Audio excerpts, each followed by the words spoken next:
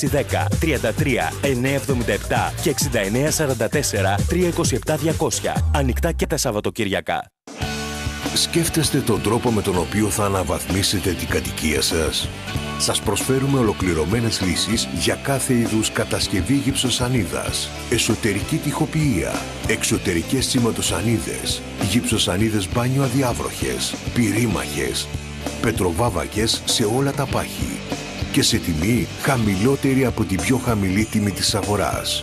Σπύρος Γραμμένος, στην Εθνική Λευκήμης, Βριώνη. Τηλέφωνο 2661 0 20 090.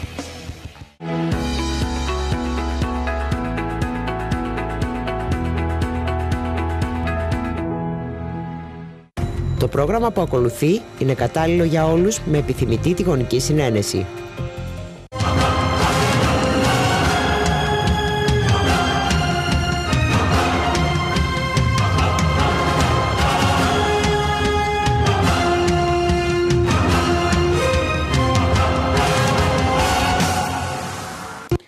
Κυρίες και κύριοι, γεια σας. Θα συμφωνήσετε, νομίζω, πως πρώτη είδηση για απόψε τουλάχιστον είναι η νίκη της ΑΕΚ επί του Ολυμπιακού. Σε ένα αφλεγόμενο Ολυμπιακό στάδιο, η ΑΕΚ επικράτησε του Ολυμπιακού. Ο Ολυμπιακός έπαιζε με 9 παίχτες λόγω της αποβολής 2 παιχτών. Πέναλτι με τον Μπουανότε, χαμένο πέναλτι, έρχεται ο Βάργιας και 1-0. Χαρές και πανηγύρια για τους ΑΕΚτζίδες. Πάει το ΑΕΤ των Ολυμπιακών και η ΑΕΚ ουσιαστικά με αυτή τη νίκη επανέρχεται στις μεγάλες ομάδες.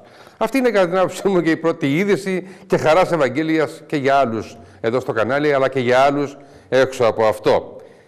Αφήνουμε το ποδόσφαιρο για να ασχοληθούμε λίγο με την πολιτική, να πούμε ότι μία από τα ίδια. Κουραστήκαμε με τα έκτακτες συναντήσεις, κουραστήκαμε για τις κρίσιμες περιόδους, κουραστήκαμε με όλα αυτά τα τελευταία χρόνια που συμβαίνουν.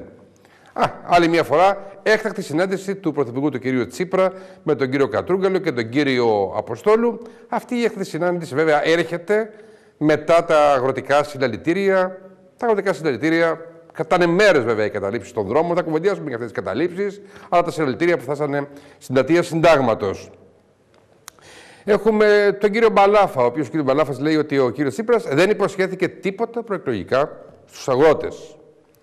Έχουμε τους αγρότες, τους ίδιους αγρότες στη συνέχεια, οι οποίοι μιλάνε για ότι τις επόμενες μέρες θα συνεχίσουν τις κινητοποιήσεις τους. Δεν ξέρω αν αυτές οι κινητοποιήσεις θα κρατήσουν μόνο στους δρόμους, στους κλεισμένους δρόμους ή θα συνεχίσουν τα συλλαλητήριά τους στο Σύνταγμα. Ο Πρωθυπουργός όμως είναι αισιόδοξος.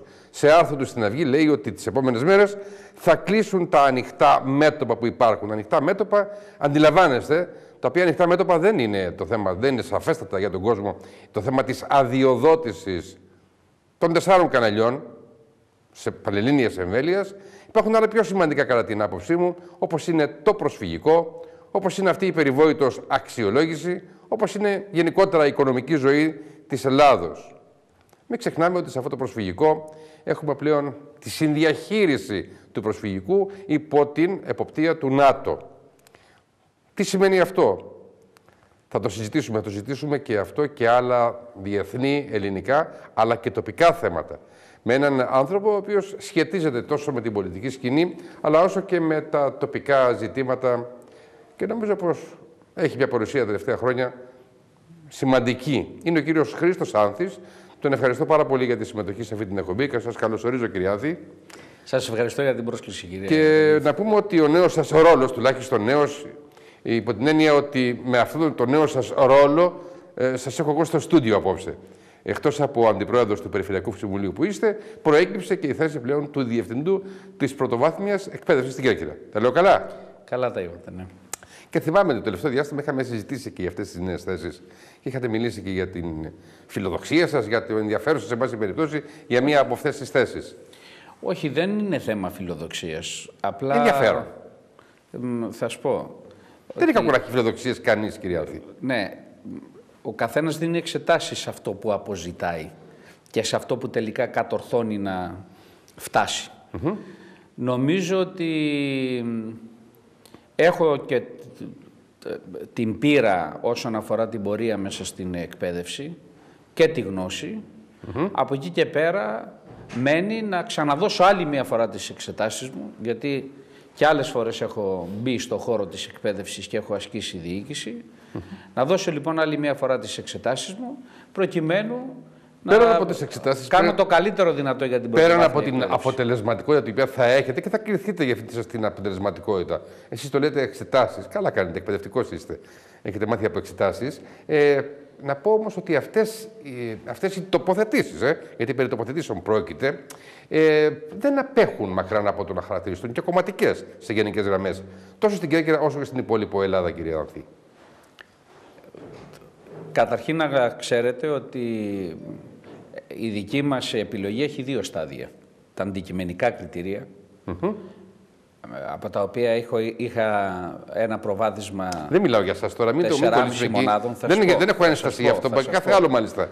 Γενικότερα το λέω. Αλλά εάν βγάλουμε έτσι τη γενικότερη κατάσταση, αν δούμε τη γενικότερη κατάσταση, δεν έχετε άδικο σε αυτό που λέτε. Είναι αλήθεια ότι είναι ζητούμενη ακόμα η αξιοκρατία, πέρα και έξω από την κομματική παρέμβαση, την οποιαδήποτε κομματική παρέμβαση. Και επίσης είναι αλήθεια ότι ακόμα και μέσα στις επιλογές που γίνονται και μέσα στα ίδια τα κόμματα δεν επιλέγονται οι καλύτεροι. Εγώ διαφωνώ να επιλέγονται με εσωτερικές, μεσοκομματικές διαδικασίες οι μέτεροι. Είμαι αντίθετος και το έχω πει με όλη τη δύναμη της ψυχής μου αυτό το πράγμα. Γιατί μία από τις βασικές αιτίες της οικονομικής κατάρρευσης και της κατάρρευσης της χώρας, γενικότερα και της κοινωνικής, ήταν αυτή η κακοδαιμονία τόσων χρόνων. Αυτές είναι οι διαπιστώσεις τις οποίες τις έχουμε πει επανειλημμένως. Σαφέστατα και η αναζήτηση όλων μας δεν είναι μόνο οι διαπιστώσεις. Είναι πόσον αυτές οι διαπιστώσεις τις οποίες κάνουμε, πόσον αυτά τα αίτια της κακοδαιμονίας, τα αίτια αυτής της κρίσης που περνάμε έχουν εντοπιστεί. Δεν είναι μόνο το ένα αυτό. Το ζητούμενο είναι εάν αυτά τα αίτια μας οδηγούν στα σωστά αποτελέσματα. Διαπιστώνετε κάτι τέτοιο εσείς? Δεν γνωρίζω. Ήδη αυτή η κυβέρνηση μέχρι τώρα κατηγορείται για συνέχιση τουλάχιστον της κομματοκρατίας που κυριάρχησε στα προηγούμενα χρόνια, τουλάχιστον. Ισονομία, ισοπολιτεία και αξιοκρατία είναι ζητούμενη ακόμα. Μάλιστα.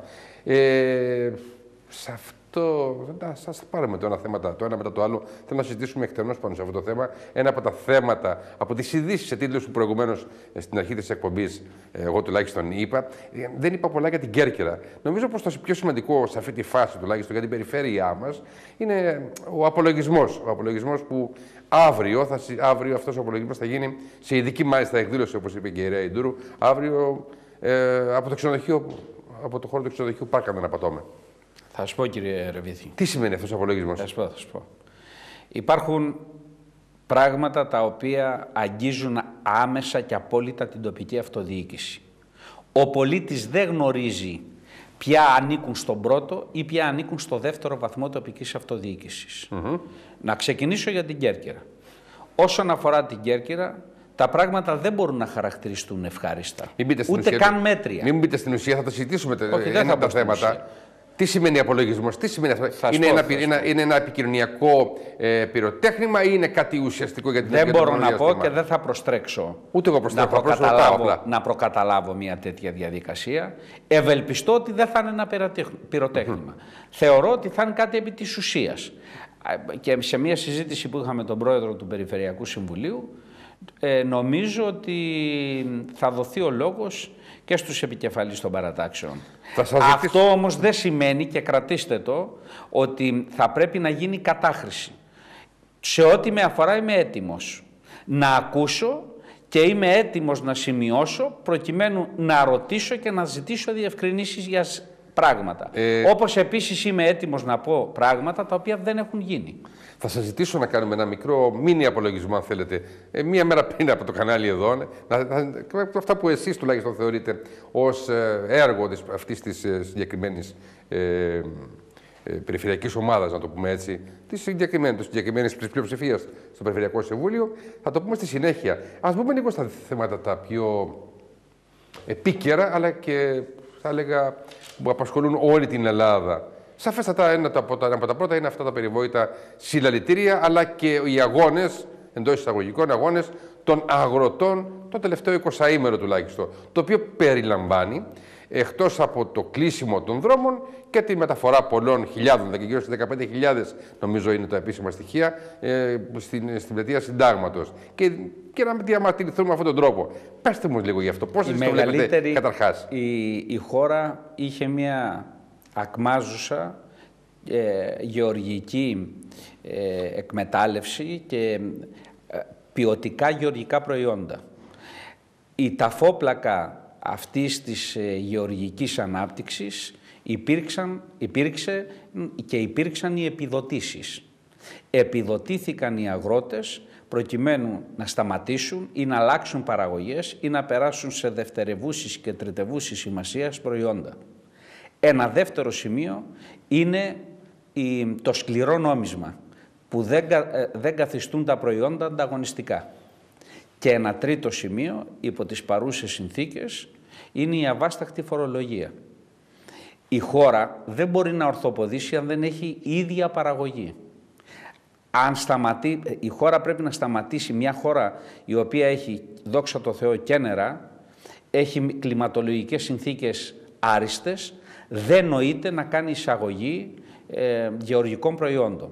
Δυστυχώς, είναι η χώρα εχμάλωτη των μεγάλων τραστ, τα οποία μεγάλα τραστ αυτά εμπορεύονται και έχουν τον πρώτο και τον τελευταίο λόγο στην διατροφική αλυσίδα των Ελλήνων πολιτών. Αυτοί αποφασίζουν ποιες θα είναι οι τιμές, αυτοί αποφασίζουν από πού θα αγοράσουν. Στα πλαίσια μιας ελεύθερης οικονομίας, μιας οικονομίας της Ευρωπαϊκής Ένωσης, δεν έχουμε τη δυνατότητα να φρακάρουμε τα προϊόντα τα οποία εισάγονται ή να τα φορολογήσουμε. Υπάρχει ένας ελεύθερος ανταγωνισμός κακώς εννοούμενος και φτάσαμε στο σημείο που φτάσαμε σήμερα, τα προϊόντα να μην παράγονται, να μην συμφέρει τους αγρότες να παράξουν προϊόντα. Αυτό είναι το γενικό. Θα σου πω και στο ειδικό. Φτάσαμε στο σημείο, κύριε Ρεβίθη, η παραγωγή να μην είμαστε αυτάρκοι σαν χώρα σε βασικά προϊόντα. Θα φτάσουμε και ακόμα και στο λάδι ακόμα να μην είμαστε αυτάρκης. Όπως φτάσαμε να μην είμαστε αυτάρκης στο σιτάρι. Δεν μιλάω για τα καπνά. Κύριε Άνθη, όπως φτάσαμε να σταματήσουμε την παραγωγή του βαμβακιού. Λοιπόν, κύριε Άνθη, και να κλείσω, όχι θα κλείσω. Θα κλείσουμε πολλές φορές. Θα κλείσω με αυτό όμως, το πιο σημαντικό. Τώρα, εάν υπήρξαν προνόμια στους αγρότες και αν κάποιοι τους χάιδευαν τα αυτιά και αν κάποιοι ξεκίνησαν από τα δώστα όλα ή ξέρετε κάτι, υπήρχε ένα παιχνίδι πολιτικό, ένα παιχνίδι συνδικαλιστικό μέσα από την Πασεγές και από τις άλλες συνδικαλιστικές οργανώσεις, οι οποίες είναι ελέγξιμες για το πώς λειτουργήσαν και τι έκαναν και πώς έθαψαν τους συνεταιρισμούς. Εάν λοιπόν υπήρχε κάτι τέτοιο και υπήρχε και υπάρχει ασυδοσία, θα πρέπει πολύ σοβαρά να εσκύψουμε και να δούμε. Θα σας πρότεινα, κύριε Άνθη, να κάνουμε ένα μικρό διάλογο. Και να μπούμε λίγο στα συγκεκριμένα ζητήματα. Δεν θα αφιερώσουμε όλη την εκπομπή για το θέμα των αγροτών, αλλά είναι ένα θέμα από αυτά που μας ενδιαφέρει. Και εγώ θα ήθελα τουλάχιστον απόψε με αφορμή αυτά τα οποία συζητάμε με τους αγρότες, να τα μεγεθύνουμε λίγο για αυτά που ονομάζεται νεότερη Ελλάδα. Μιλάμε για τους αγρότες. Υπάρχει μια μεγάλη τάξη. Οι αγρότες, δεν ξέρω πόσοι είναι αυτοί. Δεν ξέρω αν υπάρχουν καταγεγραμμένοι στα Μητρώα. Δεν μιλάω για τα Μητρώα αυτών οι οποίοι παίρνουν επιδοτήσεις. Μιλάω για τα Μητρώα αυτών οι οποίοι πραγματικά είναι αγρότες, οι οποίοι κρίνουν ότι θίγουν τα συμφέροντά τους με το συγκεκριμένο νομοσχέδιο, το προς ψήφιση, ούτε καν δεν έχει έρθει στην Βουλή πριν νομοσχέδιο, και κλείνουν τους δρόμους. Εγώ θα έλεγα ότι μαζί με τους αγρότες υπάρχουν πάρα πολλές άλλες κοινωνικές τάξεις, ομάδες και πολλά άλλα επαγγέλματα, τα οποία θίγονται πολύ περισσότερο, τα οποία όμως δεν τολμούν όχι να κλείσουν δρόμους, δεν τολμούν πολλές φορές ούτε καν να διαμαρτυρηθούν. Από πού νομιμοποιούνται αυτή η συγκεκριμένη ομάδα ανθρώπων, μεγάλη ομάδα ανθρώπων, να κλείνει τους δρόμους και να χωρίζει την Ελλάδα σε πολλά σημεία? Να γίνουμε συγκεκριμένοι, θα έλεγα. Το φαινόμενο των αγωνιστικών κινητοποιήσεων των αγροτών δεν αποτελεί ένα από τα 7 θαύματα του κόσμου. Ας πούμε. Μην το παίρνουμε έτσι. Πριν 10 μέρες μπήκαν, ακούστε με λίγο. Πριν 10 μέρες μπήκαν 15.000 τραχτέρ στο κέντρο του Παρισιού. Πέρασαν κάτω από την αψίδα του θριάμβου. Τι σημαίνει αυτό δηλαδή? Μα δηλαδή, τι σημαίνει? Νοημοποιεί αυτό τα τελευταία 20 χρόνια. Κάθε χρόνο, Φεβρουάριο μήνα, να κλείνει η Ελλάδα. Κανένας δεν μπορεί. Όχι, κύριε Ρεβίθη.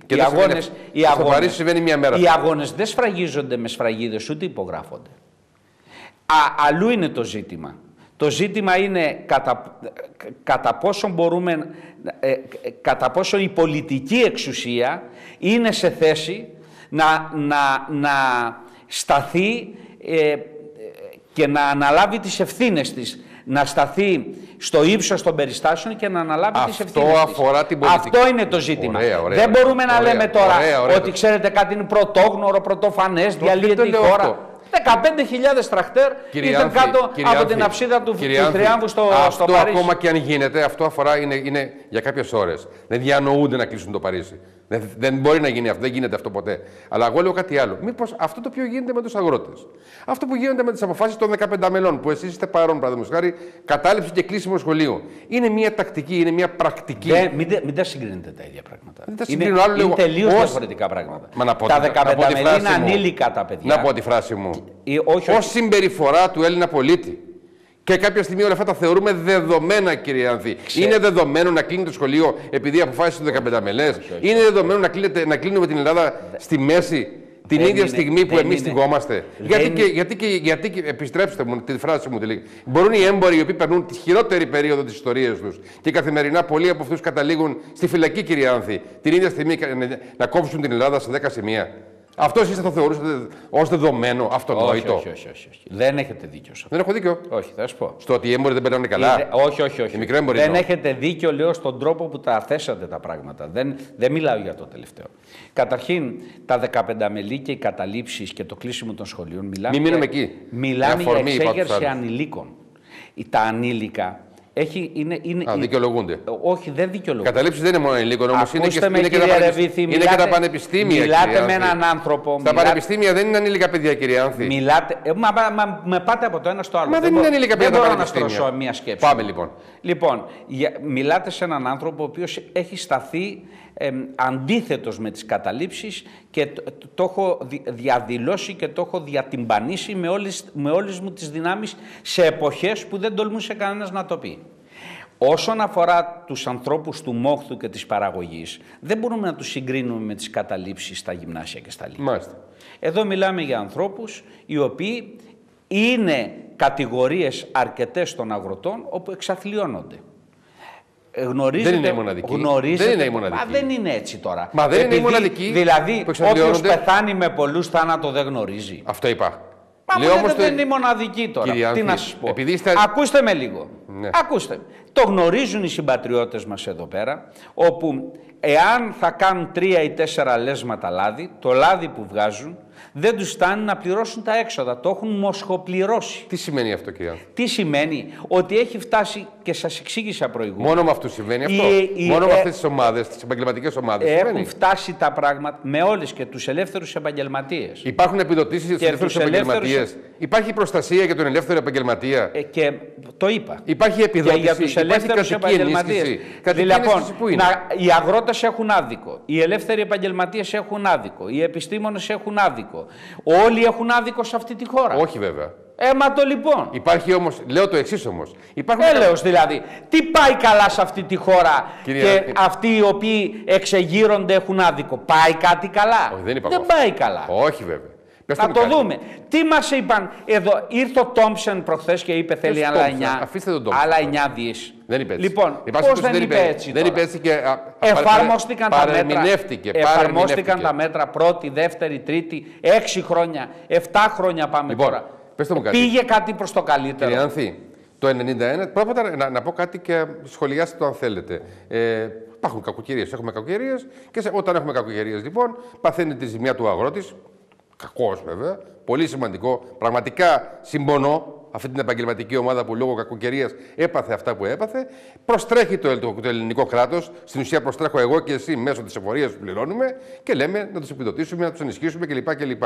Αντίστοιχα, όχι λόγω κακοκαιρίας, αλλά λόγω κακών συνθηκών, υπάρχουν πολλές άλλες επαγγελματικές ομάδες οι οποίες κυριολεκτικά καταστρέφονται. Γιατί δεν προστρέχει το κράτος με την ίδια αγάπη, με την ίδια ζέση για να ενισχύσει μέσω των κρατικών ενισχύσεων και αυτές τις άλλες ομάδες. Αλλά εδώ το θεωρούμε αυτονόητο. Και μία φράση ακόμα, αν θέλετε, όσον αφορά το ασφαλιστικό. Γνωρίζετε πολύ καλά, προτείνω το εξής, κύριε Άνθη, κάποια στιγμή να μιλήσουμε για αλήθειες από μηδενική βάση. Η αλήθεια από μηδενική βάση λέει ότι το 91% των συνταξιούχων, των ασφαλιστικών εισφορών για την αγροτική σύνταξη, τη δίνει το κράτος, το 91%. Και μια άλλη αλήθεια λέει ότι από το 88% περίπου των αγροτών δηλώνουν εισοδήματα κάτω των 5.000. Για αυτή την αγροτική παραγωγή συζητάμε, αγαπητέ κύριε Άνθη. Θα σου πω. Γιατί αν συζητάμε για αυτό τότε... Βάζετε τόσα πολλά ζητήματα όπου όσο και να θέλω να τα δομήσω μέσα στο μυαλό μου, μου ξεφεύγουν. Πρώτα να μιλάμε για τις συντάξεις. Είναι απλά τα πράγματα στο συνταξιοδοτικό. Ότι πρέπει να μπαίνουν περισσότερα από αυτά που πληρώνουν. Όπως έφτασαν το σύστημα έτσι όλα αυτά τα χρόνια, ξεκινώντας από το χρηματιστήριο που έπαιξαν τα αποθηματικά των ταμείων, πηγαίνοντας στις ανακεφαλοποιήσεις, πηγαίνοντας ότι έδωσαν στο τραπεζικό σύστημα τα αποθεματικά, πηγαίνοντας στην φαρμακευτική περίθαλψη κλπ. Τίναξαν το ασφαλιστικό σιγά σιγά στον αέρα. Άλλωστε το είχαν πει πάρα πολλά χρόνια πριν και ο Μητσοτάκης και οι υπόλοιποι και ο Μάνος είχαν πει ότι θα διαλυθεί το ασφαλιστικό. Γιατί θα διαλυθεί? Γιατί φαινόταν ότι έμπαζαν 10 και κατανάλωναν 100. Μετά προσπάθησαν να ισοσκελίσουν τη διαφορά παίζοντάς τα στα χρηματιστήρια και με τα δομημένα ομόλογα. Αυτά ήταν πολιτικοί ακροβατισμοί και οικονομικοί ακροβατισμοί που έφτασαν την κατάσταση εδώ που την έφτασαν. Πάμε τώρα στο επόμενο. Σε αυτό που είπατε που έχει να κάνει με το δηλωθέντα εισοδήματα αφενός και το 91% των ασφαλιστικών εισφορών που τα πληρώνει το ίδιο το κράτος. Δύο στοιχεία που σας είπα, αλλά σας είπατε κάτι άλλο. Για ποιο λόγο δεν προστρέχει το κράτος για τις ζημιές που παθαίνει, παραδείγματος χάρη, οι εστιατόρες. Αν δεν πάει καλά η περίοδος, η τουριστική. Τώρα θα σας πω και αυτό. Πάμε στο άλλο ότι ξέρετε κάτι, δηλώνουν 5.000. Όπως πάει η κατάσταση. Δεν λέω αυτό. Ναι, το ξέρω. Και δηλώνουν 3.000 και μεγαλογιατροί δηλώνουν λιγότερα. Μέχρι το 88% είπα. Αυτά λοιπόν εσκεμμένα το ελληνικό κράτος στα 30 χρόνια. Χώρισε τους πολίτες σε κατηγορίες. Είναι οι ημέτεροι, είναι αυτοί που είχαν ασυλία, είναι το άβατο. Το άβατο των συμβολιογράφων, το άβατο των πολιτικών μηχανικών, το άβατο των γιατρών, των μεγάλων και των ιδιωτικών γιατρών με τις κρίσιμες ειδικότητες. Υπάρχει το άβατο των πανεπιστημιακών. Να συνεχίσω τώρα, θα αρχίζουν να με βρίζουν. Βράδυ είναι. Γιατί δεν σας βρίζουν? Θα τα ακούν και θα αρχίζουν να λένε διάφορα. Παρά τα αυτά το λέω. Φτάσαμε σήμερα σε μια κατάσταση και τι λέμε, η μαύρη εργασία. Ποιος τολμάει να δηλώσει σήμερα, κύριε Ρεβίθη, υπό τις υπάρχουσες συνθήκες, τα πάντα? Όχι μόνο θα του πάρει αυτά που κερδίζει, θα πρέπει να πουλήσει και το σπίτι του για να είναι κατελάχιστον νόμιμος. Πού ακούστηκε και σε ποια χώρα ακούστηκε η ασφαλιστική εισφορά να είναι μεγαλύτερη από το μεροκάματο? Είναι αυτά τα πράγματα, βγάζουν μάτι δηλαδή. Είναι γελιότητες, οικονομικές γελιότητες. Ποιο κράτος και ποιος θα τολμήσει σήμερα να βάλει όλα τα ένσημα? Ποιος θα τολμήσει σήμερα να πληρώσει όλες τις εργοδοτικές εισφορές? Ποιος θα τολμήσει ελεύθερος? Σου λέει ότι είναι 500 ευρώ το μηνιάτικο και είναι 600 ευρώ το ΤΕΒΕ. Είναι λογικά πράγματα αυτά? Σε ποια χώρα συμβαίνουν αυτά τα πράγματα? Από την άλλη κυνηγάνε ανελαίητα τους πολίτες λέγοντάς τους ότι δεν δηλώνουν. Άλλο δεν δήλωναν, το πάλε ποτέ στις εποχές με τις παχές αγελάδες, και όλοι έκαναν τη δουλειά τους και οι μόνοι που πλήρωναν ήταν οι δημόσιοι υπάλληλοι ή ήταν αυτοί που δεν μπορούσαν να κρύψουν τα εισοδήματα. Με έμεσο τρόπο πλήρωναν. Πλήρωναν. Με έμεσο τρόπο. Πλήρωναν.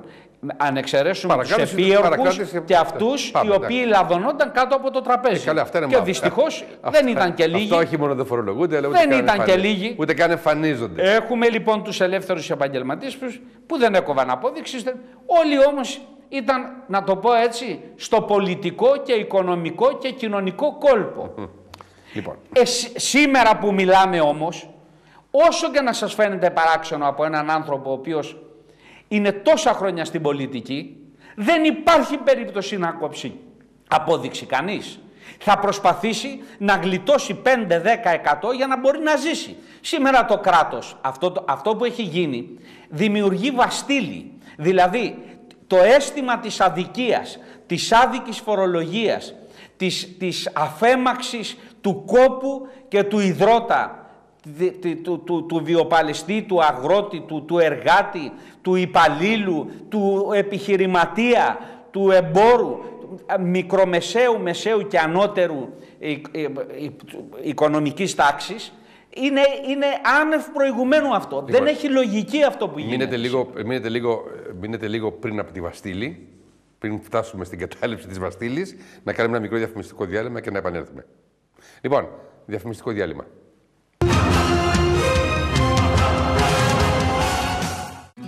Αν πιστεύετε ότι ο έρωτας περνάει και από το στομάχι, τότε η πρότασή μας για την ημέρα των ερωτευμένων είναι εστιατόριο Rex. Ρομαντικό δείπνο για 2 με special Valentine menu σε τιμή έκπληξη.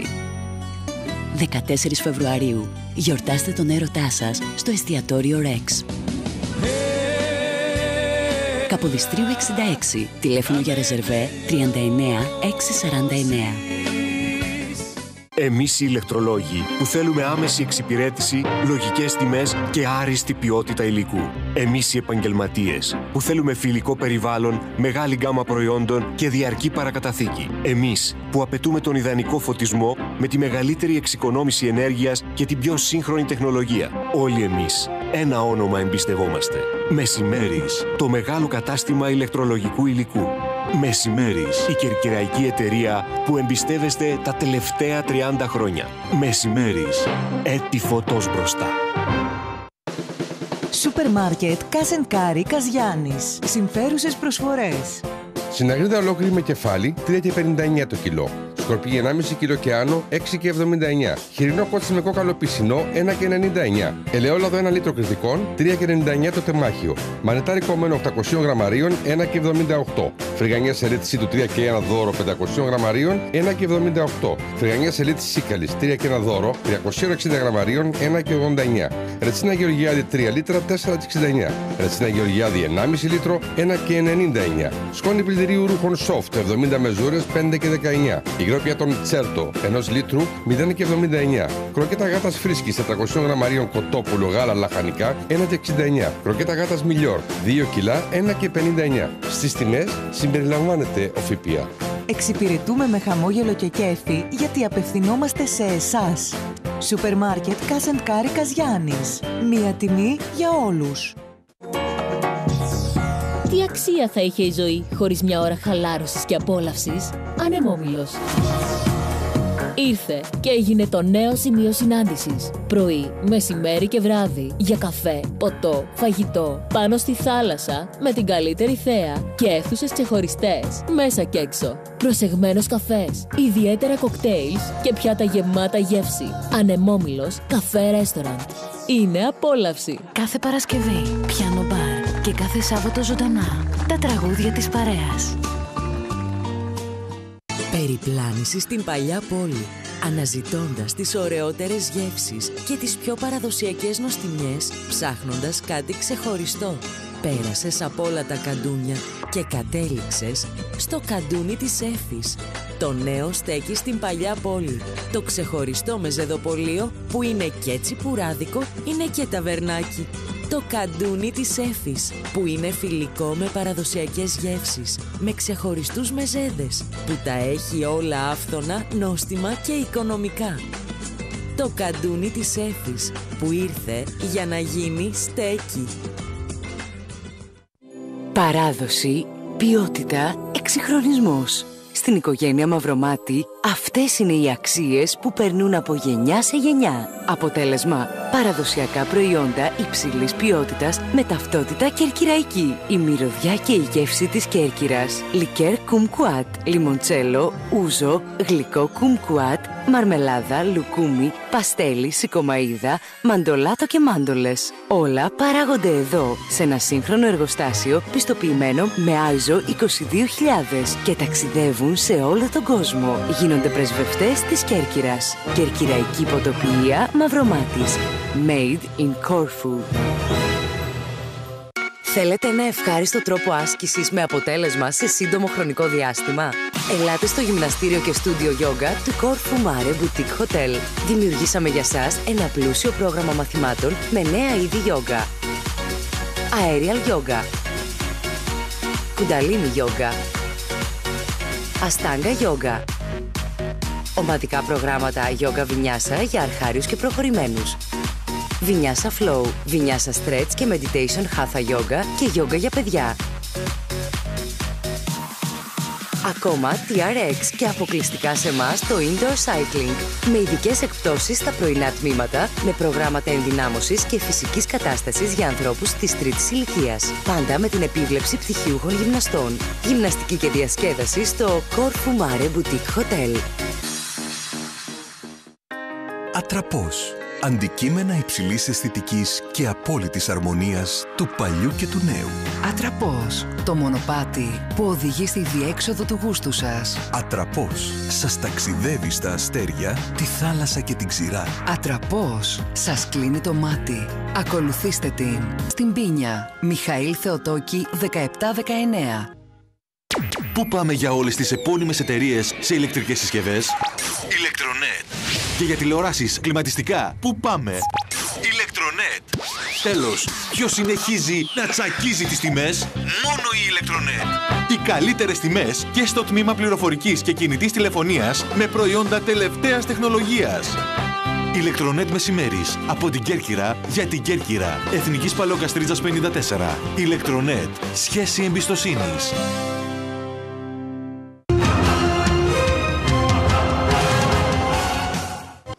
Επιστροφή στο στούντιο. Να υπενθυμίσω ότι καλεσμένος απόψε είναι ο κύριος Χρήστος Άνθης, Διευθυντής Πρωτοβάθμιας Εκπαίδευσης και Αντιπρόεδρος στο Περιφερειακό Συμβούλιο. Εντάξει, μείναμε πάρα πολύ στο θέμα των αγροτών. Είναι αυτό το θέμα πιο πολύ, κύριε Άνθη, θα με ενδιαφέρει με βάση, έχοντας αυτό ως βάση, να κάνουμε έτσι μια ανάλυση του τι συμβαίνει τα τελευταία χρόνια. Δεν είναι μόνο οι αγρότες. Εντάξει, έχω ζήσει από πολύ μικρό παιδί, αν θέλετε, δίπλα στους αγρότες. Είναι μία από τους ανθρώπους εκείνους, είναι μία από τις ομάδες εκείνες, τις τάξεις εκείνες που έχω τρέφω και ιδιαίτερη εκτίμηση και συμπάθεια. Στέκομαι όμως στα κακό κείμενα και στέκομαι σε αυτό που, ένα άρθρο που διάβασα πρωί-πρωί σήμερα στο left.gr που έγραφε, ας πούμε την αλήθεια κάποια στιγμή από μηδενική βάση. Πρέπει να πούμε πολλές αλήθειες και για πολλά ζητήματα. Δυστυχώς. Έχουμε φτάσει ήδη.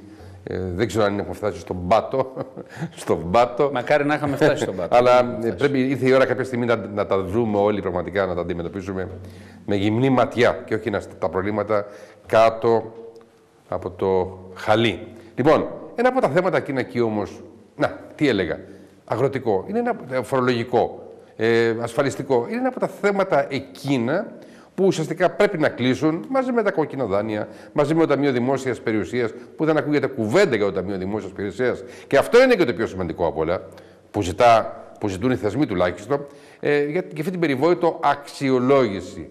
Μείναμε εκεί και δεν μιλάμε για πολλά άλλα ζητήματα. Προσφυγικό. Ένα τεράστιο ζήτημα. Το οποίο ας μιλήσουμε και λίγο και γι' αυτό κάποια στιγμή. Τι είδαμε τις τελευταίες μέρες, κύριε Άνθη? Είδαμε ότι σε αυτή την περιβόητη συνδιαχείριση του προσφυγικού ζητήματος, έχουμε τη συνδιαχείριση Ελλάδος-Τουρκίας υπό την σκέπη του Γερμανού Ναβάρχου και του ΝΑΤΟ.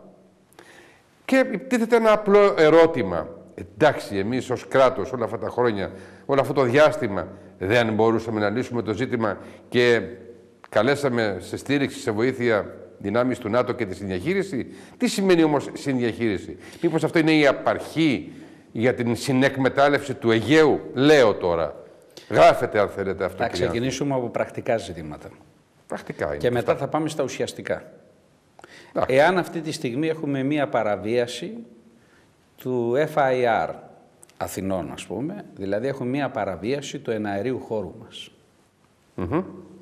Μπορούμε να δώσουμε εντολή να σηκωθούν τα δικά μας πολεμικά αεροπλάνα να ρίξουν τα τουρκικά αεροπλάνα? Μπορούμε? Πρώτο ερώτημα. Και θα σας απαντήσω εγώ. Εάν έχουμε μία παραβίαση η οποία είναι άκρως προκλητική από θαλάσσης, μπορούμε να προχωρήσουμε να χτυπήσουμε δηλαδή μια τουρκική φρεγάτα η οποία ενδεχομένως όχι μόνο θα έχει παραβιάσει, αλλά θα έχει δημιουργήσει χοντρά ζητήματα στα χωρικά μας ύδατα. Όχι. Ξέρετε κάτι, κύριε Ρεβίθη, ότι έχουμε χωρίσει την εθνική κυριαρχία και το είπε ξεκάθαρα ο διοικητής του ΝΑΤΟ ότι αυτή τη στιγμή δεν έχουμε το δικαίωμα να προασπιζόμενοι την θάλασσα και τον αέρα να χτυπήσουμε αεροπλάνο τουρκικό ή αν θέλετε πλοίο τουρκικό, το οποίο όχι μόνο έχει παραβιάσει, ενδεχομένως έχει προβεί και σε εχθροπραξίες. Είναι ξεκάθαρο. Υπάρχει και δημιουργήθηκε ένα ζήτημα το βράδυ που έπεσε το ελικόπτερο, γιατί ούτε λίγο ούτε πολύ μέσα σε καθαρά ελληνικό χώρο έπρεπε να λογοδοτήσουμε όταν θα σηκώναμε δυνάμεις εναέριες προκειμένου να βρούμε τα 3 παιδιά που σκοτώθηκαν. Άρα μπαίνει λοιπόν ένα ζήτημα, ποιος εχώρισε την εθνική κυριαρχία και γιατί εχωρήθηκε η εθνική κυριαρχία. Να το γνωρίζουν οι Έλληνες. Ποιος, κυβέρνηση, ποιος άλλος. Η αντιπολίτευση. Ναι, όχι τούτη, εγώ και εσείς. Όχι τούτη η κυβέρνηση. Όχι τούτη η κυβέρνηση. Βεβαίως αυτό εχωρήθηκε και πρέπει να το θυμόσαστε πολύ καλά. Και διαστόματος Βενιζέλου, ακούστε με λίγο, ξέρω τι σας λέω. Εννοείται ότι η συνδιαχείριση του Αιγαίου τώρα έγινε από την προηγούμενη κυβέρνηση. Το πρώτο μνημόνιο είπε ότι δεν υπάρχει θέμα εθνικής κυριαρχίας μέσα στην Ευρωπαϊκή Ένωση και σε μια συμμαχία. Εδώ μπαίνει ζήτημα τι είναι η Ένωση και αν είναι συμμαχία. Και κατά πόσον σήμερα μπορεί ο Γερμανός να διατάξει ναι ή όχι, να προασπίσουμε όχι την εθνική μας κυριαρχία, αλλά τα συμφέροντα της Γερμανίας, τα οποία θίγονται με τους πρόσφυγες οι οποίοι περνάνε μέσα από τον ελλαδικό χώρο και κατ' επέκταση θα φτάσουν προς βορρά, προς τη Γερμανία. Εδώ λοιπόν είναι πολύ σοβαρό το ζήτημα και θα πρέπει να το δούμε από τα πιο σοβαρά ζητήματα, το ζήτημα το προσφυγικό. Γιατί αναδεικνύει... Τώρα σε ποιον απευθύνεστε, στην κυβέρνηση εννοείται. Αναδεικνύει το προσφυγικό ζήτημα, η κυβέρνηση αυτή έχει και αυτή ευθύνες. Για την κυβέρνηση. Αλλά όμως έχει κληρονομήσει ολόκληρο πακέτο και μια προϊφιστάμενη κατάσταση. Δεν θα υπερασπιστώ εγώ τις προηγούμενες κυβερνήσεις. Δεν υπερασπίζομαι κανένα. Ούτε αυτός είναι ο ρόλος μου και δεν με ενδιαφέρει. Δεν υπερασπίζομαι κανένα. Δεν με ενδιαφέρει. Εγώ λέω λοιπόν το εξής, ότι σήμερα οι Γερμανοί με το Γερμανό στρατηγό. Αυτό συμπίπτει να είναι τώρα. Την επόμενη χρονιά θα είναι κάτι άλλο. Λοιπόν, συνέπεσε. Μπαίνει ένα ζήτημα με το προσφυγικό. Ή θα δεχτείτε τους 3, τα 3 εκατομμύρια, τα 4 εκατομμύρια που για μας σημαίνει αλωτρίωση του πληθυσμού και αλωτρίωση της εθνικής ταυτότητας και θα τους κάνουμε εδώ πέρα αποθήκη και θα κλείσουμε μέσα σε ένα βράδυ, βάλανε διπλό φράχτη στα Σκόπια για να μην μπορεί να περάσει κανείς και θα ελέγχουμε εμείς τα σύνορα, γιατί από το πρώτο μνημόνιο δεν υπάρχει εθνική κυριαρχία ή μας απειλούν ότι ξέρετε κάτι θα πεταχτείτε εκτός της συνθήκης Σέγγεν κλπ. Τι σημαίνει λοιπόν, για να το κλείσω και για να γίνει κατανοητό? Το προσφυγικό ζήτημα αποτελεί το μοχλό πίεσης, το μοχλό εκμετάλλευσης μιας χώρας η οποία παραπέει και είναι η Ελλάδα. Και το χρησιμοποιούν οι σύμμαχοι εντός παρένθεσης, που δεν είναι σύμμαχοι κατ' εμέ, αναλόγως με τα συμφέροντά τους. Είναι πάρα πολύ σοβαρό το ζήτημα. Λοιπόν, θα συμφωνήσουμε καταρχάς ότι είναι πολύ σοβαρό το ζήτημα. Αλλήμον δεν ήταν σοβαρό ένα ζήτημα το οποίο κινητοποιεί τις δυνάμεις του ΝΑΤΟ και μιλάμε για συνδιαχείριση πλέον. Μπορεί ο αρχηγός του ΓΕΕΘΑ να ρωτήσω, να κάνω ένα ρητορικό ερώτημα, δεν σας απασχολεί αυτό? Μπορεί ο αρχηγός του ΓΕΕΘΑ να δώσει εντολή να χτυπήσουν εχθρικό αεροσκάφος το οποίο έχει παραβιάσει και έχει δημιουργήσει θέμα? Κύριε Άνθη, σε αυτό θα απαντήσει πολύ καλά ο κύριος Καμένος. Δεν μπορεί. Θα απαντήσει ο κύριος Καμένος σε αυτό το ερώτημα. Δεν θα το απαντήσω εγώ αυτό το ερώτημα. Υπουργός Εθνικής Άμυνας δεν είμαι εγώ, είναι ο κύριος Καμένος. Ο οποίος κύριος Καμένος πριν από λίγα χρόνια, εάν ήταν στην αντιπολίτευση σήμερα, έλεγε άλλα εντελώς διαφορετικά πράγματα και σήμερα με την υπογραφή του έχουμε αυτή τη συνδιαχείριση. Αυτό όμως είναι ένα άλλο ζήτημα. Εγώ προχωράω λίγο παραπέρα. Το προσφυγικό δεν είναι ένα θέμα το οποίο απασχολεί στενά, μπορούμε να το παραμερίζουμε έτσι. Είναι συγκεκριμένο.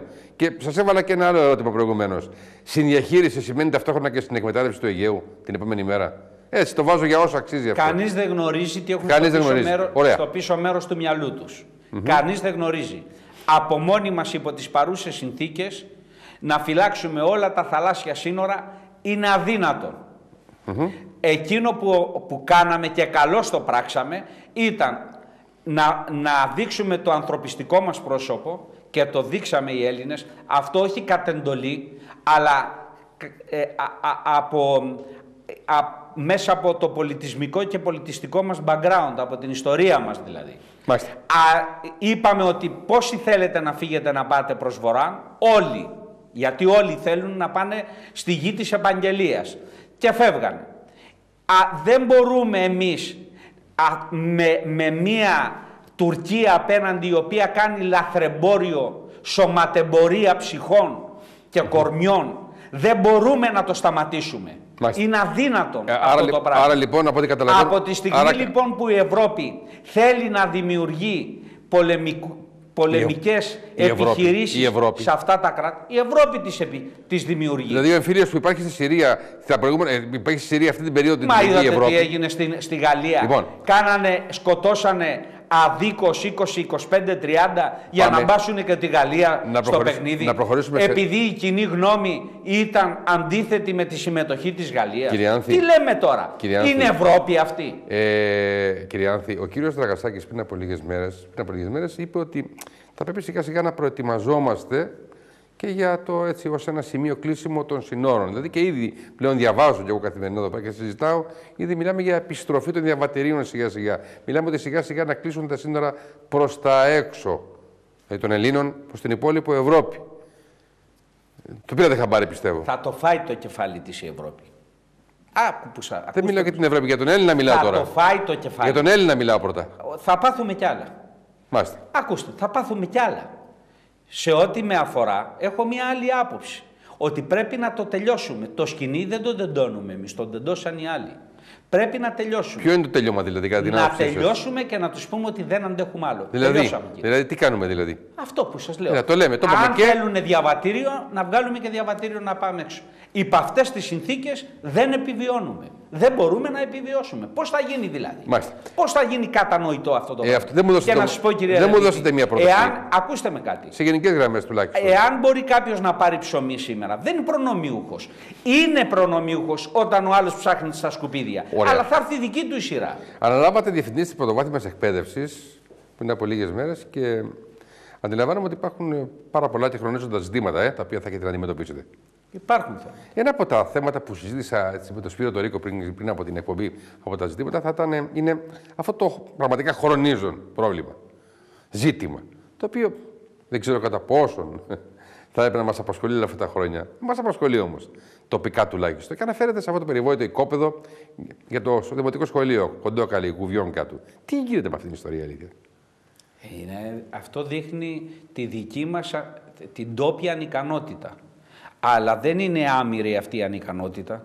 Την επιβραβεύουμε κάθε φορά και δεν θέλω να παρεξηγηθώ. Τα τελευταία 30-40 χρόνια την επιβραβεύουμε με την ψήφο μας όταν έρθει η ώρα, ψηφίζοντας κάθε φορά και διαιωνίζοντας το είδος καλή ώρα. Δηλαδή? Μα τώρα τι δηλαδή? Τι εννοείται δηλαδή? Όταν έχουμε ένα οικόπεδο, έχει τελεσιδικήσει η διαδικασία, μπορεί το οικόπεδο αυτό να προχωρήσει στη διαδικασία δημοπράτησης και δεν προχωράει η διαδικασία γιατί είναι 5-6 μπροστά από το οικόπεδο οι οποίοι έχουν τη θέληση και τη βούληση να δώσουν αυτά το 1 μέτρο για να ανοίξει σιγά τώρα το ζήτημα, σιγά το ζήτημα. Και κατ' εξαίρεση και κατ' οικονομία μπορεί για ένα βράδυ η Βουλή να περάσει μια ρύθμιση, εδώ έχει περάσει χιλιάδες και φωτογραφική ρύθμιση, προκειμένου να απεγκλωβίσει οποιαδήποτε γραφειοκρατική διαδικασία και να ξεκινήσει να ενταχθεί το έργο. Επί του πρακτέου, πού βρισκόμαστε? Το πρακτέο είναι πουθενά δεν βρίσκονται. Δηλαδή, εγώ έχω ψάξει 2-3 φορές. Να το ξεχάσουν δηλαδή κάτοικοι της περιοχής? Όχι, δεν μην το ξεχάσουν. Αλλά κάνετε λάθος που θα το ξεχάσουν. Τι να κάνουν δηλαδή? Ήδη έχω ξαναέρθει σε επαφή, έχω συνονοηθεί με το Σύλλογο Γονέων και Κηδεμόνων. Οι μόνοι αρμόδιοι για αυτή τη δουλειά είναι ο Σύλλογος Γονέων και Κηδεμόνων, ο Δήμος και το σχολείο εκεί. Όλοι οι υπόλοιποι περισσεύουν. Καλό πράγμα είναι να μην μιλάνε. Να δρομολογηθεί μια κατάσταση επιτέλους και να λυθεί. Μπορούμε λοιπόν να κανονίσουμε μια συνάντηση σε πρώτη φάση, στην οποία συνάντηση θα έχουν ειδοποιηθεί οι παρόδιοι εκεί, οι 5-6, να είναι ένας συμβολιογράφος και ένας δικηγόρος να πάρουν τις υπογραφές, οπότε νομικά να λήξει αυτή η ιστορία και από εκεί και πέρα να πούμε ότι έχουμε και το 1 μέτρο που χρειάζεται για να ανοίξει η δίωδος, 1 μέτρο επί 20 μέτρα 30 μέχρι να φτάσουμε στο οικόπεδο. Το οικόπεδο το έχουμε, έχει τελειώσει η διαδικασία με τα αδελφάτα και έχει απεγκλωβιστεί η διαδικασία και να ξεκινήσει να δημοπρατηθεί το σχολείο. Αυτό το σχολείο του Κοντοκαλιού εκεί που είναι δεν μπορεί να συνεχίσει να δουλεύει. Η πρόσκληση ενδιαφέροντος που έγινε δεν μπορεί να το πάρουν ούτε σε γκαρσονιέρα 150 παιδιά, 160, ούτε να τα στιβάξουμε κάπου που να μην έχουν ένα χώρο, μια αυλή για 1-2 χρόνια ή για 3. Μία λύση υπάρχει. Είτε μας αρέσει είτε δεν μας αρέσει. Να δοθεί το παλιό κτηνιατρίο, να μεταστεγαστεί το σχολείο του Κοντοκαλιού, να φτιαχτεί, είναι δημόσια περιουσία, στο παλιό σχολείο του Κοντοκαλιού να μεταστεγαστεί το νηπιαγωγείο και όταν με το καλό φτιαχτεί το καινούριο σχολείο, το σχολικό κέντρο, θα μείνει το κτηνιατρίο ήδη φτιαγμένο και στο οποίο μπορεί να στεγαστεί γυμνάσιο λύκειο στις περιοχές εκεί του Τζαύρου, προκειμένου να αποσυμφορήσει πρώτο, δεύτερο και τρίτο συστεγαζόμενο λύκειο. Αυτά που λέω τα θεωρούν εξωγήινα. Νομίζουν ότι τους τα λέει εξωγήινος. Είναι εκτός τόπου και χρόνου όλοι τους. Είναι ξεκούρδοι στα βιολιά. Χαλάνε την ορχήστρα. Δεν καταλαβαίνουν απλά πράγματα. Κουβέντες, κουβέντες, κουβέντες και αέρα κοπανιστό. Δεν μπαίνει κανένα στην ευθύνη. Είναι ευθυνόφοβοι και φοβόνται την καρεκλίτσα τους. Τελεία και παύλα. Βαριές κουβέντες. Μα πώς θα γίνει τώρα, λοιπόν, δηλαδή. Βαριές κουβέντες. Την ίδια στιγμή όμως βαριές κουβέντες είπε και ο κύριος Φίλης πριν από λίγες μέρες, ο Υπουργός Παιδείας. Δεν μίλησε για τμήματα που είναι μόνο με 10 παιδιά, μίλησε για σχολεία τα οποία έχουν ελάχιστα παιδιά κλπ. Δεν θέλουμε με τίποτα τις συγχωνεύσεις και είπε συγκεκριμένα το είπε, ότι πολλές φορές από την ΟΛΜΕ δημιουργείται όχι κλίμα, δημιουργούνται συνθήκες για έλλειψη καθηγητών προσποιητά. Ήταν συγκεκριμένος. Όσον αφορά όμως τις συγχωνεύσεις, θα το πούμε γιατί δεν είναι κακό να το πούμε αυτό. Έχουμε και παραδείγματα, κλασικά παραδείγματα στην Κέρκυρα. Ας με παρεξηγήσουν, δεν είναι κακό αυτό. Είπαμε να βάρουμε κάποια στιγμή να λέμε αλήθειες από μηδενική βάση. Έχουμε αυτό το ωραίο σχολείο του Σκυπερού. Έχουμε και το άλλο σχολείο του χωριού δίπλα, πώς λέγεται το. Γυμνάσιο, λέτε. Τα γυμνάσια, ναι. Δεν σχολεία, είναι γυμνάσια. Των Λιαπάδων. Έχουμε 2 σχολεία τα οποία είναι σε απόσταση πολύ λίγων χιλιόμετρων και το ένα σχολείο δεν ξέρω με πόσα λίγα παιδιά είναι και το άλλο σχολείο και λένε δεν έχουμε και καθηγητές. Εάν σε μια χώρα η οποία πραγματικά πονά καθημερινά, σε συνθήκες πτώχευσης, φτάνουμε σε σημείο να μην είμαστε ικανοί να συγχωνεύσουμε 2 διπλανά σχολεία και να τα έχουμε ανοιχτά με αυτούς τους τρόπους, κύριε Άνθη, γιατί να συζητάμε την επόμενη μέρα. Δύο κατηγορίες η ερώτησή σας. Καταρχήν, δεν είναι αριθμός για να τον διαιρέσει ο Υπουργός Παιδείας, ο εκάστοτε Υπουργός Παιδείας και να πει ότι τόσοι είναι οι μαθητές, διαιρούμε δια 20 ή δια 21 ή δια 25, τόσοι είναι οι δάσκαλοι και οι καθηγητές. Είναι αποτυχία να κάνεις κάτι τέτοιο. Έχουμε ιδιαίτερες και ιδιόμορφες συνθήκες. Εντάξει, αυτά σε συνθήκες όμως καλές οικονομικά. Όχι σε συνθήκες που άλλος πονάει, πεθαίνει, για να μην κάνουμε τώρα 2 χιλιόμετρα. Ακούστε με τώρα, θα σου πω και θα επιβεβαιώσω ορισμένα από αυτά που λέτε και άλλα θα τα απορρίψω. Έχουμε λοιπόν ιδιαίτερες και ιδιόμορφες συνθήκες, τις οποίες οφείλουμε να λαμβάνουμε υπόψη μας. Δεν βάζουμε υδρογόνο 2 οξυγόνο στο δοκιμαστικό σωλήνα και βγάζουμε νερό. Έχουμε να διαχειριστούμε ψυχές ανθρώπων. Ο άνθρωπος δεν δίνει πάντοτε το ίδιο αποτέλεσμα και καλώς δεν το δίνει. Συλλογάται ελεύθερα, έχει ιδιοσυγκρασία, είναι μοναδικός ο κάθε άνθρωπος.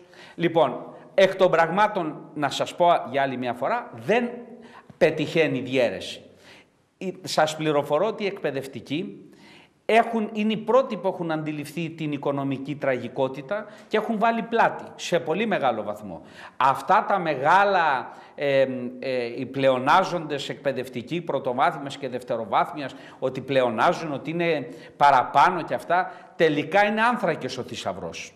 Δεν πλεονάζουν. Και αν υπάρχει και δεν το κρύβω ένα ποσοστό 5%, 6%, 10%, εδώ είναι το Υπουργείο και να καθίσει να τα βρει με έναν άλλον τρόπο. Πάμε τώρα στο άλλο. Σε ό,τι με αφορά, όταν έχω εξουσία, την ασκώ, κύριε Ρεβίδη. Δεν την εκχωρώ ούτε στη μάνα μου. Γιατί δεν έχω το δικαίωμα αυτό το πράγμα. Το Σύνταγμα, θα σας πω τι λέω. Το Σύνταγμα, οι νόμοι και ο λαός σου δίνει την εξουσία. Οφείλεις να την ασκήσεις. Εννοείται. Ωραία. Εάν λοιπόν βάλουμε το χάρτη κάτω και λέμε 3 και 2, 5, πρέπει να τα κάνουμε ένα μαζί, με μία υπογραφή και μία σφραγίδα θα το έκανα χτες. Αλλά τι αρχίζουμε? Να γίνει ένας διάλογος, να ξανακούσουμε και τον έναν, να ξανακούσουμε και τον άλλο, και ποιος τολμάει να το πει? Αφού στο τέλος θα σε φέρουν καπάκι. Μήπως δεν έχω πει πράγματα? Στο τέλος, στα πλαίσια μιας καλής πολιτικής, κομματικής σύμπνοιας και ενόψη, ας πούμε, ηρεμίας, καταστρατηγείται και ο νόμος. Ποιος τολμάει να το πει? Άρα λοιπόν, από τα συμφωνούμενα τουλάχιστον, συνάγω το συμπέρασμα, κύριε Άνθη, να μην περιμένουμε λοιπόν πρακτικά τίποτα. Χωρίς πολλές κουβέντες. Όταν πεθαίνει το παιδί, ο νέος, ο ηλικιωμένος, γιατί δεν έχουμε ένα κρεβάτι, γιατί δεν έχουμε φάρμακα όπως κατάντησε η οικονομία σε αυτή τη χώρα, όταν έχουν φύγει τόσες χιλιάδες παιδιά στο εξωτερικό, εάν πρόκειται και επιβάλλεται να συγχωνεύσουμε κάποια πράγματα, κάποιος πρέπει να το αποφασίσει και να μην το πάρει πίσω. Γιατί άμα το πάρει πίσω, καλό πράγμα είναι να πάει σπίτι του, να μην ασκεί εξουσία. Έχουμε πολύ λίγα λεπτά, από ό,τι βλέπω εδώ πέρα, στη διάθεσή μας. Έστω και επιγραμματικά, περίπου τώρα που να είναι, τώρα έχουμε 2 χρόνια περίπου τώρα, από τις προηγούμενες εκλογές, η τοπική αυτοδιοίκηση. Το Μάιο, μήνα το 14, Μάιος 16. Πάμε 2 χρόνια. Πάμε στα 2 χρόνια. Πάμε 2 χρόνια. Για αυτόν τον απολογισμό έχετε ενημερωθεί για αύριο? Ποια είναι εκείνα τα στοιχεία τα οποία θα τροποντινά, θα συνθέτουν την αυριανή συζήτηση, την αυριανή εισήγηση τουλάχιστον από πλευράς περιφέρειας, απολογιστικά για τα δρόμενα αυτού του 1,5? Η περιφέρεια είναι αυτή που κρατάει την πακέτα και συντονίζει την ορχήστρα. Από τα 100, το 65% απορροφούνται έργα από τους Δήμους και το υπόλοιπο 35% από την περιφέρεια. Φταίνε οι κακοί Δήμοι? Όχι. Που σημαίνει, γιατί υπολείπονται, δεν υπάρχει συντονισμός. Αν εγώ ως δήμαρχος υπολείπομαι, λέω παράδειγμα, υπολείπομαι στην ικανότητα να ετοιμάσω ένα πλήρη φάκελο προκειμένου να ενταχθεί ένα έργο και να χρηματοδοτηθεί από πόρους της Ευρωπαϊκής Ένωσης, συνεπικουρεί η περιφέρεια. Γιατί στον τελικό απολογισμό, στην απορρόφηση, θα φανεί η περιφέρεια των Ιωνίων Νήσων ότι έχασε 25%, έχασε 30%, έχασε 40%. Μέχρι τώρα δεν είχε γίνει και δεν ξέρω αν γίνεται. Και βλέπουμε δημάρχους οι οποίοι πίστευαν παλιά και πιστεύουν ενδεχομένως ότι με ένα τηλέφωνο θα προσπεράσουν τα εμπόδια. Δεν προσπερνιόνται τα εμπόδια έτσι. Θα πρέπει να είσαι τεχνοκρατικά έτοιμος και γραφειοκρατικά έτοιμος και νομοθετικά έτοιμος για να απαιτήσεις από τη διαχειριστική αρχή να σου εντάξει το έργο και να δημοπρατηθεί. Δεύτερον, είχα ζητήσει από πέρσι να γίνουν σημαντικές αλλαγές στις διοικητικές υπηρεσίες. Τι είπα προηγούμενα? Όποιος έχει την εξουσία την ασκεί τώρα. Ειδικότερα σε αυτή τη χώρα η οποία είναι σε ελεύθερη πτώση στον γκρεμό. Και οφείλεις να την ασκήσεις την εξουσία. Δεν πάει σιγά σιγά και θα δούμε. Το σιγά σιγά και θα δούμε καταραίει το σύμπαν. Αυτό έχει γίνει αυτή τη στιγμή. Μερικώς μπήκε χέρι, και να μου επιτρέψετε την έκφραση, στις δημόσιες υπηρεσίες. Ουσιαστικά να αλλάξουν πλήρως ως όφυλαν τα πράγματα σε επίπεδο προσώπων και σε επίπεδο νοοτροπίας δεν έχουν αλλάξει. Και θα γίνω και σαφέστερος όταν θα έρθω σε μια συζήτηση με τον Περιφερειάρχη και θα περάσω και σε επίπεδο ονομάτων. Όχι ότι έχω στοιχεία, αλλά έχω πλέον αποδείξεις από το αποτέλεσμα. Κύριε Άνθη, και ένα τρίτο σημείο είναι ότι πάρα πολλά δεν έχει γίνει ιεράρχηση. Ποιος κάνει την ιεράρχηση, ποιο θα προηγηθεί και ποιο θα ακολουθήσει από τα έργα. Μάλιστα. Και όλα μέχρι τώρα είμαστε σε επιφανειακό επίπεδο. Να σκεπάσουμε τις λακκούβες, να ρίξουμε κάτι για να συγκρατήσουμε το σημείο το οποίο παθαίνει καθίζηση. Ουσιαστικές παρεμβάσεις, μόνιμες και παντοτινές, σε μεγάλο βαθμό δεν έχουν γίνει. Κλείνοντας, να σας πω ότι οι αρχαιολογίες και οι άλλες υπηρεσίες, βυζαντινές αρχαιότητες κλπ. Αφήνουν το Φοίνικα να καταρρεύσει, αφήνουν όλη την παραλιακή να την πάρει η θάλασσα μαζί και τους Κερκυραίους, αφήνουν το τείχος εκεί όπως είναι της Νάου και ακόμα δεν έχει κατασκευαστεί και κανείς δεν απαιτεί τώρα, χτες, να τελειώνουμε με αυτές τις καταστάσεις και βεβαίως όχι να θάψουμε τα αρχαία, αλλά τα αρχαία να μην θάψουν εμάς. Σας ευχαριστώ πάρα πολύ για τη συμμετοχή. Με συγχωρείτε και για τον τόνο, έτσι. Καθόλου. Θα ήθελα να έχουμε λίγο χρόνο να κουβεντιάσουμε. Γιατί να επιρρύπτουμε όλες, εμείς να έχουμε την μπαγκέτα και να επιρρύπτουμε όλες τις ευθύνες στην αρχαιολογική υπηρεσία είναι τουλάχιστον άδικο. Δεν τις επέριψα. Εγώ λέω. Είπα ότι δεν ασκούμε και την εξουσία που αυτό έχουμε. Είναι άλλο θέμα. Πάρα πολύ. Ιδού πεδίο δόξης λαμπρών. Ασκήστε την. Έχετε την μπαγκέτα, έχετε και το μαχαίρι, έχετε και το πεπόνι, τα έχετε όλα. Ως μειοψηφία την ασκώ την εξουσία. Ευχαριστώ πάρα πολύ, κύριε Άνθη. Πάρα πολύ. Κυρίες και κύριοι, φτάσαμε και στο τέλος και της απόψινής εκπομπής. Ραντεβού αύριο βράδυ με άλλον έναν λόγο αντίλογο. Να είστε καλά. Γεια σας.